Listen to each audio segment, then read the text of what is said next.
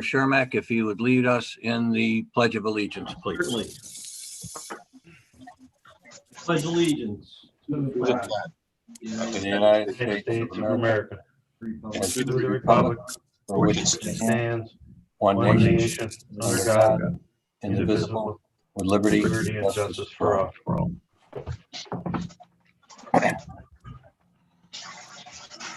Not really a flattering shot to my midsection, but such are the perils of the job. So I trust everybody had the opportunity to read the minutes that were forwarded by Tracy. Yes. Yes. And assuming that they have, I'll entertain a motion to approve them from last month's meeting. So moved. Second. And we have a second on the question. All in favor? Aye. Aye. Any opposed? The ayes have it, and the meetings are approved. Actually, I skipped. Was there anybody, Tracy, from the public who seeking any comments on agenda items? No, we didn't receive any emails today. Okay. Okay, so next we'll do is the motion to approve any current payables or all current payables for Community Corrections Center and the prison. Likewise, they were sent out in advance of the meeting today by Tracy. So if anybody is inclined, I'll entertain a motion to approve them. I'll make a motion. Got a motion from Commissioner Shermack. Do I have a second? Second. We have a second on the question. All in favor? Aye. Any opposed? Okay, the ayes have it. So the current payables for Community Corrections Center and prison are approved. So next is item 2045, the report of the Controller DeBillio. Yes, Judge. The prison inmate and canteen account reconciliations for October 2020. The Controller's Office reviewed the prison inmate and canteen account reconciliations, which were prepared by the Prison Business Office for the month of October 2020, and found no discrepancies between the reconciliations and the bank statements. The balance in the inmate account was $455,696.84 as of October 31st of 2020. The balance in the canteen checking account was $514,225.43 as of October 31st of 2020. And in addition, as of October 31st, the canteen account owned two certificates of deposit, one valued at $15,000 and the other at $132,239.22, which totaled $147,239.22. And that concludes my report. Any questions for Controller DeBillio? Nope. Okay, if not, I'll entertain a motion to approve his monthly report. I'll make a motion. I have a motion from Commissioner Shermack. Do I have a second? Second. Second from Commissioner Notarianni. On the question. All in favor? Aye. Any opposed? Ayes have it. Thank you, Controller DeBillio. Next, Mr. Jeffers chiming in, and perfect timing as always. We'll hear from you on your community corrections report. Good morning, Your Honor. How are you? Or good afternoon, Your Honor. Good I afternoon, am Board. well, thank you. The Community Corrections Programs Report for October 2020. Item 1, adult house arrest had 121 participants and juvenile house arrest had 9 participants. Item 2, the program's revenues for the month of October totaled $444,080.90. Item 3, the program's expenses totaled $63,940.81. Item 4, the program's completions, house arrest had 32. Item 5, the program's violations, house arrest had 5. Item 6, the program's warrants are outstanding, 6 for work release, 1 for house arrest. And item 7, the budget report for the year. So far, overtime is at 53%, expenses are at 71%, and revenue is at 49%. That concludes the report for the month of October, Your Honor. Thank you very much. Any questions for Mr. Jeffers?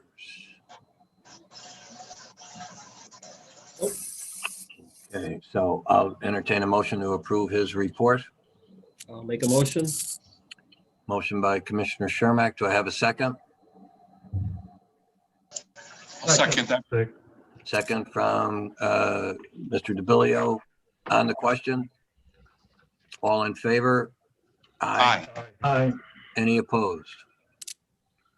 Okay, the ayes have it. The Community Corrections Center report is approved. I have to tell you, Mr. Jeffers, I was telling Commissioner Terriani before we went on the air, I commended him and all of you for how smooth the election process went. I was on the last shift election night, and everything was moving very, very smoothly. And, you know, Commissioner Terriani said, Marion Medalis always does a great job, and She does. credited all of you.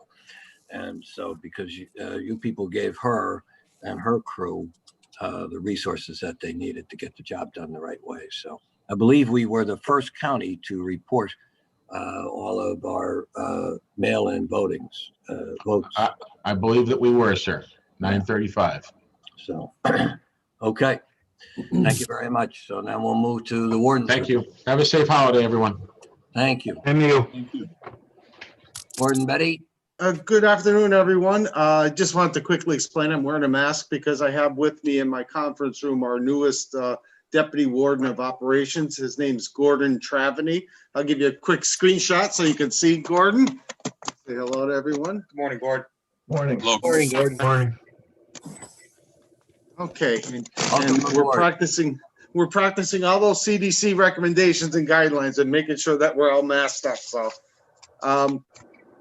my report is the average daily population for October was 635 inmates, 462 were county inmates. As of November 10th, we had 670, 595 were adult males, 70 were adult females, and 5 were juvenile males. The population of U.S. Marshal Service detainees as of the 10th was 180 individuals. The prison has been experiencing a significant increase in commitments, and as a result, our population is, my report said very near pre-pandemic numbers. It's at pre-pandemic numbers now. We're right around 690 individuals here today. Currently, our county correctional officers numbers break down to 170 officers on shift, 2 out on workers' comp, 1 on continuous FMLA, 61 with intermittent FMLA, no one on administrative leave, and 3 vacancies, 176 total officers. Our budget as of October 31st, our revenue was at 60%, our expenses were at 83%. Inmates at or past their minimum dates, the total number is 17. 9 of them have no home plan. 5 have home plans that are submitted and they're awaiting approval. And 3 have been remanded for the balance of their sentences. Extraordinary occurrence reports, there were 8 during the month of October. On October 4th, a newly committed county inmate attempted to harm himself. When the inmate was questioned about this attempt at self-harm, he began to express both suicidal and homicidal ideations. As a result of this, a decision was made to place him into the emergency restraint chair for his safety and the safety of others. Also on October 4th, and 4 hours after being removed from the emergency restraint chair, the same inmate attempted to harm himself. A decision was made to place the inmate back into the emergency restraint chair for safety. As is always the case with employment of the emergency restraint chair, this individual was referred to the prison psychiatrist for treatment. On October 9th, a newly committed county inmate began acting aggressively towards his cellmate. Officers attempted to move him out of the cell for the safety of the inmate, and a struggle ensued. The newly committed inmate then attempted to assault officers, and he was placed in the emergency restraint chair for the safety of everyone involved. On October 11th, the county inmate popped the sprinkler head off in his cell, and he started to continuously climb up and down his toilet sink area. The inmate was not compliant with staff efforts to get him to voluntarily relocate to another cell. An extraction team entered his cell and deployed the pepper ball launcher, which resulted in the inmate's temporary compliance with moving to another cell. However, upon exiting the cell, this inmate began to physically resist staff, and he was subsequently placed in the ERC for safety and the safety of others. On October 16th, a county inmate was undergoing the booking process, and he became unruly and non-compliant with orders from the officers conducting the booking.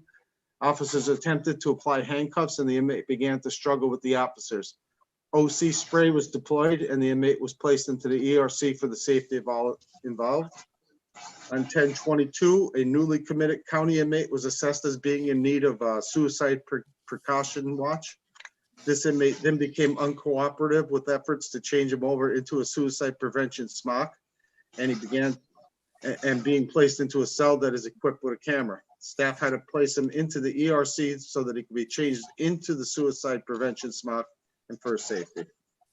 On 10/24, a newly committed county inmate appeared to be intoxicated and had been uncooperative with deputy sheriffs who brought her to our facility. This inmate had just been arrested on an assault charge, and her uncooperative behavior continued during the booking process. The inmate then began to physically resist efforts to place her into handcuffs. Staff were able to obtain control of the inmate and place her into the ERC for the safety of everyone concerned. And finally, on October 31st, the county inmate on a suicide prevention watch covered his camera, and he began expressing suicidal ideations.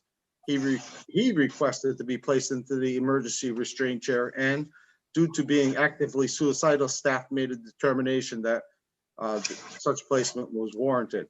As staff were preparing to place him into the ERC, he fell backwards and hit his head on the toilet. The on-duty nurse contacted the prison psychiatrist, and the psychiatrist ordered him to be placed into 4-point humane restraints. PREA, there were no PREA investigations completed in the month of October. And coronavirus update, we recently had an officer who tested positive and a contracted provider who tested positive, as well as a total of 11 inmates who had tested positive. The officer and that contracted vendor have recently tested negative and have returned to work.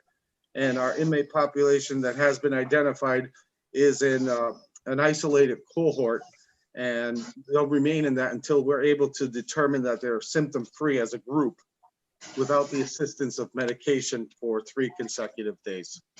And this concludes my report. Tim, in view of the pre-COVID level of inmates, I know during COVID, with the reduced population, you were able to have some cell blocks set aside in the event of infections, positive infections. Where do you stand with that kind of flexibility now? We're not in great standing right now. We have everything opened back up, both because our numbers crept back up and because we got hit with some COVID cases. And it's actually, there's 2 different groups. So we have them in 2 different blocks. That 11 inmates that I had mentioned, there's really 2 different groups. We ended up opening everything up in this facility at this point in time. We do have those housing units to use for people who get sick. We are trying to avoid putting anybody new into that group because the clock is counting. And if we introduce someone new to that block who's sick, we have to start the 14-day clock all over again. So we're doing the best we can, but we're getting to the point where if we get another batch of individuals who are sick, we're not really going to have a choice but to put them in with the already sick individuals or leave them where they are and consider that block under quarantine and isolation.